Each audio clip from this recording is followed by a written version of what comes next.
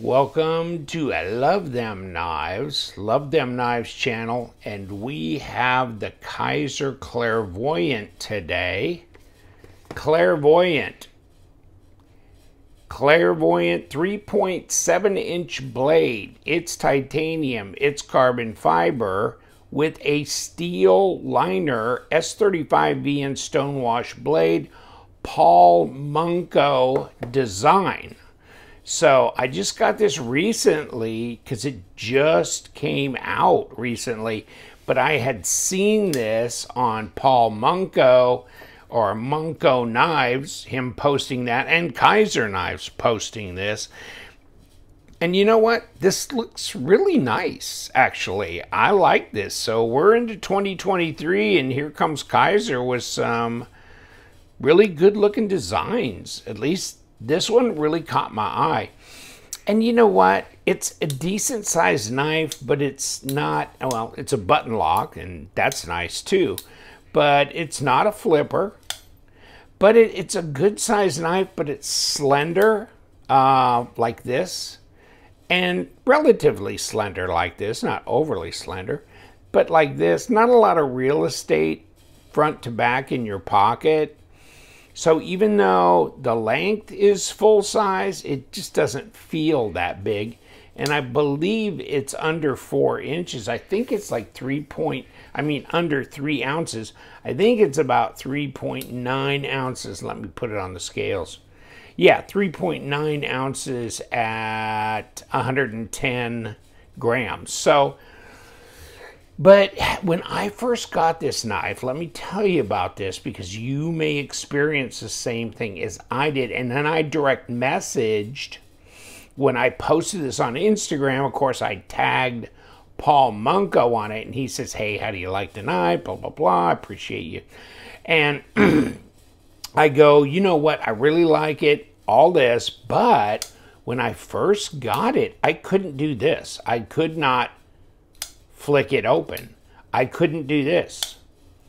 I mean, I was crushing my thumb and going, holy shit, you know.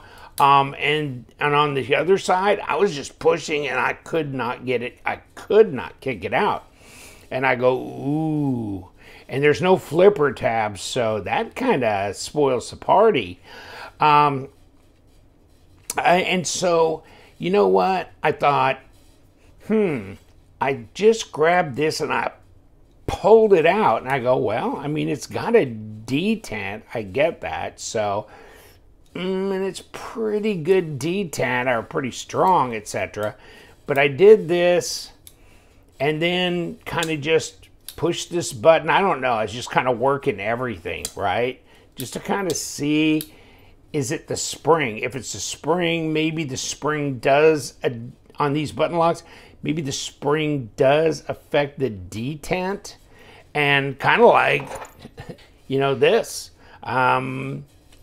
Yeah, I couldn't, a lot of these Tucson Vandals, I could not finger flick. But they weren't necessarily designed to be flickable, okay? So they didn't have a, but you can pull this out, see? But on this one, no, you can't finger flick it. So you're button locked, okay? That's what you're doing with this, right? But this one has thumb studs on it. So you would think you really got a lot of leverage here, and it should be able to do that. Well, I don't know what happened, but finally, as I worked it, it loosened up, okay? So be on guard. Don't just like try it once or twice and go, oh, it won't work, I'm sending it back. You might want to, because you know what now? This is great. Now, it's still, the detent is not super light, which is good, you know, because you don't want it super light, but it's a lot lighter than when it started out. So this is nice now, okay? So just a word to the wise, or at least my experience on this knife. I don't know. I don't know why. I don't know the mechanics necessarily of how the detent can even really adjust with a button lock. or be adjusted with a button lock. Okay, so, but this one now has changed character. Now yours may come out of the box and just be like this, whatever, okay? And if it is, then that's fine. But maybe have some patience and work with it a little bit. That's all I'm saying. But wow. And you know what? It's a full-size knife. Now, let's just put the old tape on it. See, I mean, that they're saying 3.7 inch, and I get that if you go up to the closest place on the bolster. But down here, I mean, you've got, well, cutting length 3.5, and where the bolster is there is 3.75 at least, okay, at about 96 millimeters, etc. Overall, you know what? I said 8.5 in my posting online on my Instagram, but it's not quite 8.5. It's 8 3/8, and 21, not quite 21.5 centimeters, so, but it's close to that. I was saying slender, but it's not that slender here. I mean, it's not as thin as a Spyderco Paramilitary 2. That would be 0.46. This is 0.50 at 12.8 millimeters. Blade stock, probably 3. Nah, 2.7. It's pretty thin at 0.10. So, no, it's fairly slender blade stock. But here's the other thing as far as like real estate, front to back in your pocket. Because, you know, when you put it in your pocket, you don't want all the way from the back to the front to be taken up with a knife. I mean, the less real estate front to back that it requires, the better. Or maybe for some people it is. So it's important. And there's 1.23, so 1.25 inches at 31.4, and that would be your highest. Yeah, that's your highest amount right there, okay? So, and, you know, of course, the Spyderco Paramilitary 2, I won't let that go, will I? But, you know, it's got the hump. And so it goes like 1.6 inches, okay, maximum. So, I mean, there is less required pocket space on this one. And you've got a nice, I get, is this shred or marbled carbon fiber or something like that? So, I mean, that's a good look, and it's front and back. And of course, it's a button lock. So you don't have, you know, you don't have a frame lock, so you didn't have to cut half the freaking frame away in the back. I like that. I like that. And you got jimping clear out here on the blade. And is that sheep's foot? Kinda, yeah, I'd say more of a sheep's foot blade than anything else. And let's see if I got a piece of paper that we might at least test the edge. Oh, okay. Yeah, I mean, you know, most of them, I just want to, I'm not trying to prove a point of anything. I'm just trying to, for myself and maybe for your information, to kind of, is it just kind of a standard drag as it goes through the paper? Oh my God, it grabs the paper, doesn't it? Or is it scary sharp, or is it on the plus or minus side of a factory edge? This one here is on the plus side of a factory edge. You know, close to being what I would consider scary sharp, but nah, it's not quite there yet, but it's definitely on the plus side. And, you know, it's doesn't have real thick blade stock, so maybe it's pretty thin behind the edge and therefore pretty slicey, and really these thumb studs are not hanging so far forward that they're going to interfere a lot with your cutting here, right? Because your cutting comes back to this part, so you're gonna miss maybe pretty much your thumb studs, but you know, S35VN, it's a super steel, plus it's got a lot of chromium in it, and so therefore it's going to be pretty corrosion resistant. So this can actually do some chopping, cutting, that kind of thing as well if need be. I don't usually buy a knife this expensive to go cutting things in the kitchen, but it's possible. And let me pull the paperwork, because Kizer Knives, and you can go on to their Kizer site here. Join our newsletter, please. So here's the knife, and here's the pricing. So $168.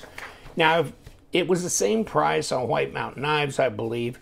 And so after discount, I mean, you'd get $16 or almost $17 off of this price too. So really, if you got $20 off, you'd be at $140. So you'd be around $150, which really for super steel, titanium, carbon fiber, full-size knife, fairly light, button lock, I think it's damn good deal, right? I mean, there's some knives out there, my friend. We can talk about titanium, carbon fiber, and $350, that kind of stuff. So no, this would be half. So a lot of things are rolling up in price these days, but I was surprised to see them just say, nah, how about like 168 bucks?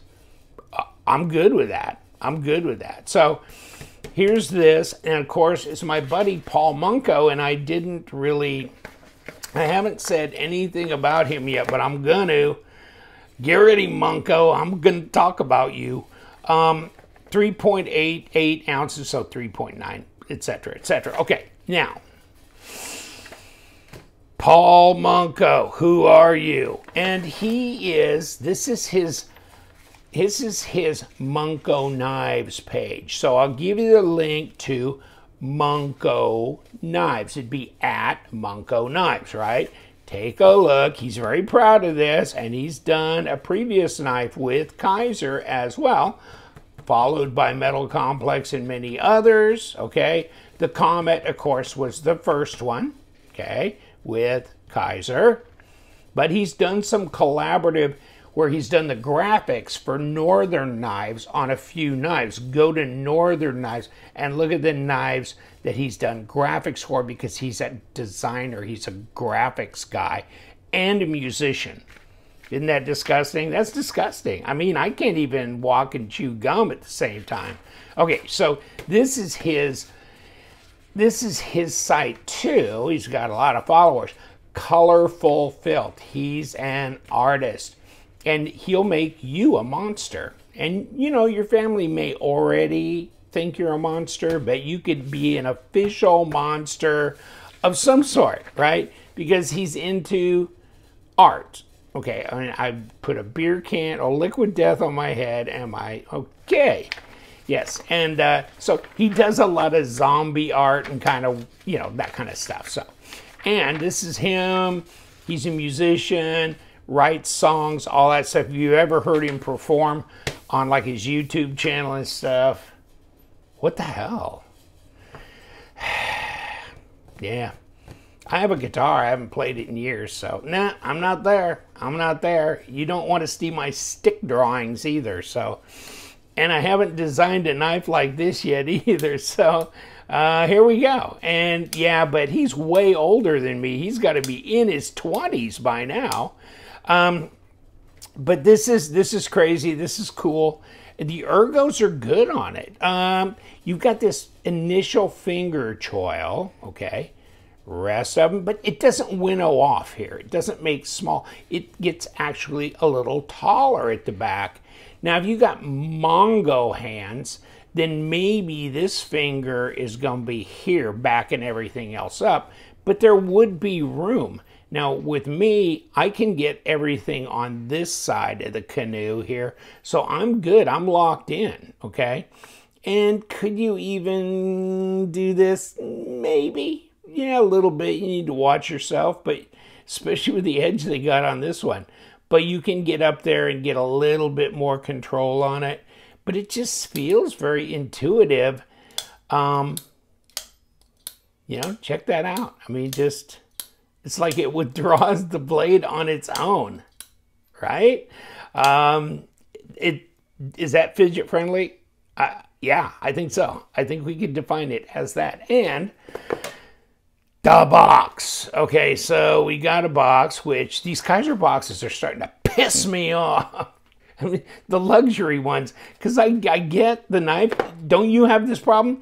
This is so nice and tactile. I don't know, it feels velour-ish or velvety or something, but it's this liner here and this box underneath almost fused together. It's weird how they have good contact with each other. And it's like, ugh, and you're just afraid you're just going to rip this liner completely off, this outer, liner. And if you did, then you would at least have access to the box, because it can be difficult. Okay, now, Azo Drop Bear Kizer, talking stickers, okay? What are you doing in there? You know what? That Azo Drop Bear is cool, and they're coming out with new variants of that, which I like it. Isn't that, yeah, hold on. And that's the clutch lock system, remember? Okay, and then, of course, the Escort, which was a Pinkerton design, came back as also clutch lock. Okay, then we got a microfiber cloth down there and paperwork. Okay, I won't take up too much of your time on that. And then, of course, we got, look at this. Goodness gracious. I mean, I think we got everything on here for hardware. And then, of course, this and this. So, it's not a zipper pouch. Sometimes it's better not to have a zipper pouch. This is definitely easier to do than some of the zipper pouches where the zipper jams up and all kinds of crazy shit. So, no, I'm good. And magnetic, puts together. Now let's go ahead and infuriate the world by putting this back in here, because trying to get it back out of there is, see? I mean, you have to push pretty hard just to... There's a lot of connectivity between the liner and the box, but okay, whatever. But it's good packaging, I mean, overall. I mean, it would be kind of nice if it was just pulled apart, like that, a normal box. But okay, I'm not that in love with this particular setup. But the presentation, the packaging, the extra hardware, okay, it's good. And we're good with the knife too, very fidget friendly. So let's see if we can destroy it. Let's take it apart. Okay, we're jumping right in, and what do we have? We have a pivot. Is this one moving? Nope. Okay, so it's probably captured at some point in time, and here's this with a little surround of sorts. Yeah, obviously it's captured. It's got a little squared off area. This, that, and the other. Paul, did you call for number 8s? Yes, you did. Yes. Okay, Munko. Well, you passed that test then, apparently. You passed the LTK test. I'm sure you were worried about it. Okay, here's that, and there's the 2 body screws gone. So, where's the screw for the pocket clip? Whoops. Oh, and now that I'm looking at it, I woke up. Ooh, well, it doesn't really matter, does it, if I take this off? Actually, I don't know. Hold on. Well, I'll take it off anyhow, but I think this whole thing's going to come off because the pocket clip's underneath. And there's the screw for this. So basically, okay, I took the screw out for the inlay. Okay, we could do that, but I mean, I'm going to have to remove the pocket clip to remove the inlay. And then you could anodize it, this, that, and the other, okay? So, and let me pull this. Okay, so this is steel. And this is probably not. This is probably titanium, but they did steel liners because they said that on the box, right? Okay. So, no, you can't anodize this, but this does, I mean, this shows this much, but this is really what you're looking at is this, okay? And you know what? To hell with it. Let's, since we got to maybe make a point here, let's do it like this. because there might be some people saying, nah, that bolster's probably steel too, or blah, blah, blah, whatever. So let's pull this off and let's check it out. Where the hell's my magnet? Okay, couldn't find my magnet, but I got my Olight sitting here. So, yes, this is steel. You get that? Okay. Is this picking anything up? Nah, there's no magnetism there. No, no magnetism there. Yes, magnetism there. So, yeah, looks like the screws are magnetic. Okay, so let's not drive ourselves too crazy here. Well, thank God I had that sitting around. I don't know where my little magnet went to.